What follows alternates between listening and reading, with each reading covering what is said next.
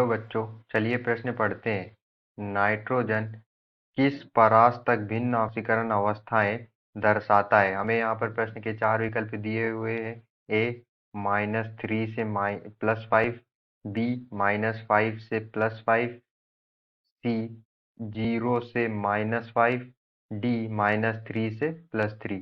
तो चलिए अब हम प्रश्न की मुख्य अवधारणा देख लेते हैं। तो यहाँ पर हमारे प्रश्न की अवधारणा क्या होगी?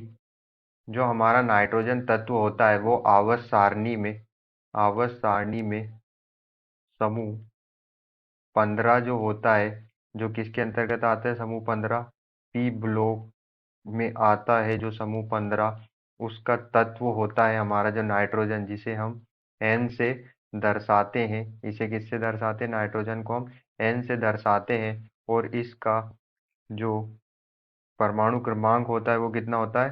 7 होता है। तो जो हमारा नाइट्रोजन है जिसका परमाणु क्रमांक 7 होता है और इसका जो इलेक्ट्रॉनिक विन्यास है वो 1s2 2s2 और 2p3 होता है।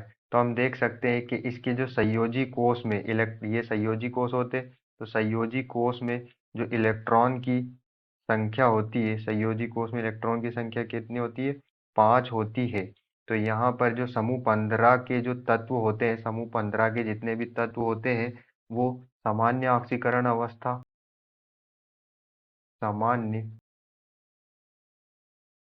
ऑक्सीकरण अवस्था क्या होती है? समूह 15 के तत्वों की सामान्य ऑक्सीकरण अवस्था ये दर्शाते हैं -3 +3 तथा +5 ऑक्सीकरण अवस्था। ये जो समूह 15 के तत्व होते हैं ये दर्शाते हैं। तो यहाँ पर हम देख सकते हैं कि जो हमारा नाइट्रोजन होता है ये हाइड्राइड बनाता है NH3 की, ये हाइड्राइड बनाता है NH3 का। तो यहाँ पर हम देख सकते हैं कि इसमें जो नाइट्रोजन है इसकी जो ऑक्सीकरण अवस्था होती है वो होती है -3।